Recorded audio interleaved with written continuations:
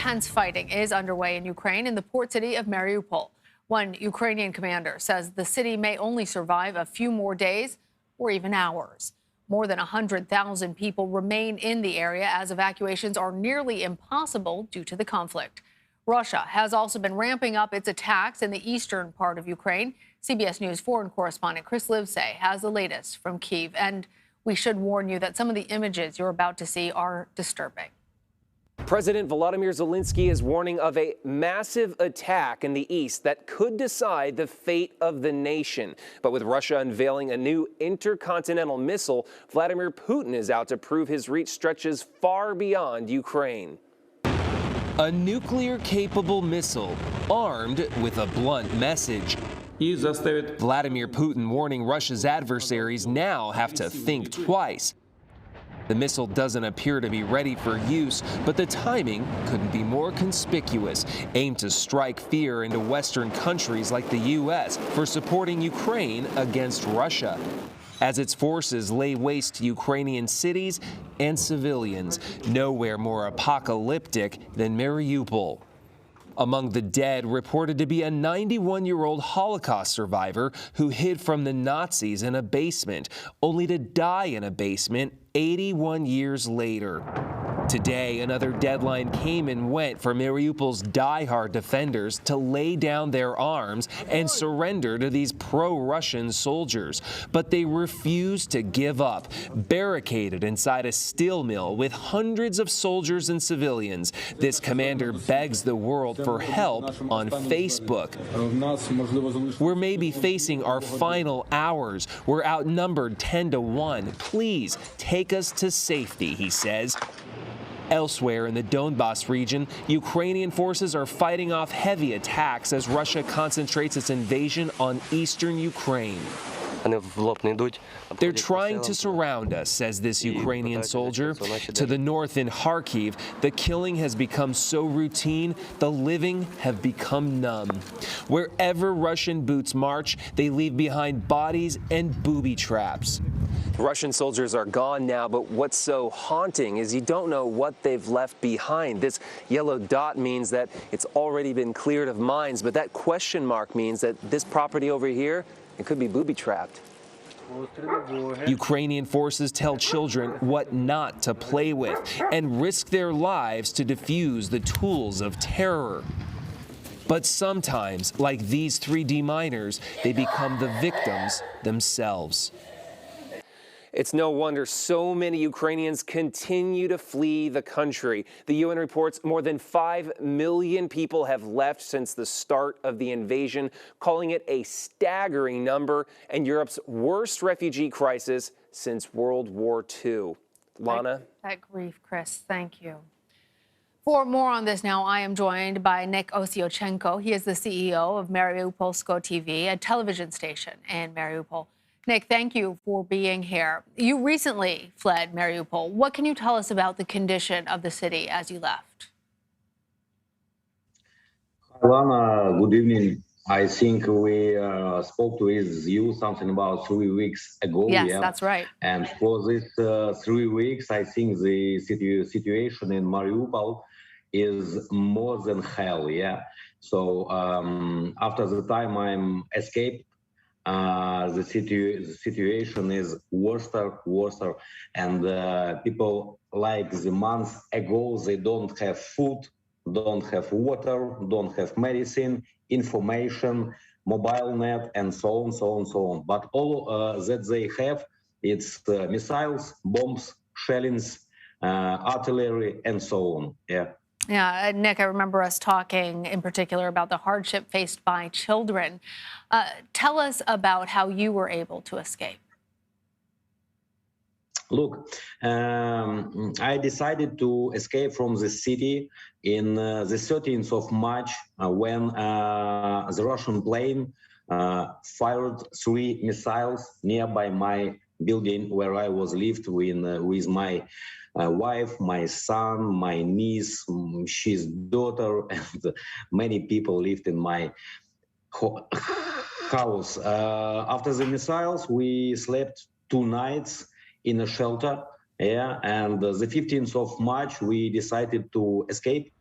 We just sit in the cars and drive by the city, and all that we see, all that we saw, it was dead buildings, dead city, dead bodies, yeah. And if before the war, my road to Zaporizhia, where I am now, it was something about 2 hours, yeah, because I like to drive fast. But the 15th of March, it was something about 15 hours, because it was many Russian checkpoints, yeah. And Nick, I like how you always have that touchstone of what life was like before, and I see that repeated with Ukrainian people. Still, even that humor about how you like to drive fast. I'm so glad to hear that you and your family were able to escape. But it is estimated that more than 100,000 people are still left in Mariupol. As we discussed before, food, water, and medicine were scarce. I understand that the situation has only gotten worse since then. What's the latest in efforts to evacuate people? Look, for now, I think something about 2 weeks. The city is closed. It's closed to in and closed to out. Yeah, so the Russians don't allow people to leave the city. If you want to leave the city, you must go to the filtration camp. Yeah, and nobody knows if you go there, can you get out from there? And if you can get out, in which way you will get out, yeah. So today it was the day when we in Zaporizhia was waiting for something about 90 buses with our people from the Mariupol, but Russians lied to us, yeah. For now we only know that only 4 buses going to Zaporizhia. And as you told, yeah, more than hundreds of thousands civilians is in Mariupol. They don't live in there. They trying to live every day. Yeah, and we must remember that there is something about 30,000 of children there.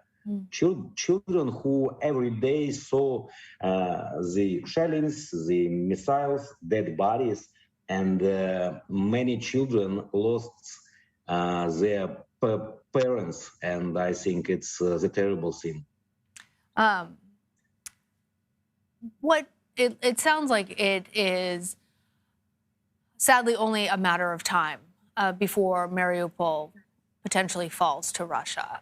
The soldiers there are fighting valiantly by all accounts, but still being cut off with their supplies, being holed up in that steel plant, and with the full Russian assault. What would it mean when and if Mariupol falls to Russia? What will that mean for the greater conflict in Ukraine? Look, if we are talking about Ukraine, yeah, it means when we will lost a Mariupol, but I don't want to lose it, but you are quite right. We can lose it. It will be the starting of last of Donbass. Yeah. Then all of the Russian power from Mariupol will go to the north of Donbass, and then when maybe, I don't want it, but maybe we will lose the Donbass, it will be bad not only for Ukraine, it will be bad for Europe, yeah, because if all the Russian power will move to the east, to the west, yeah, to the west, I think it will be very bad for Europe, because too many of civilians will be trying to escape to Europe, and all the Russian army will move to the borders, yeah, to the Poland and so on, so on. I think it will be very bad. So I don't wanna even think about we will lost Mariupol, because you know the deal is not in the buildings, not in the infrastructure, but the goal is in the people and in the spirit of people who trying to save our city. And the spirit of these people is very strange. And I know them. They don't want to leave the city. They only want to live, to civilians escape. What are they talking about today?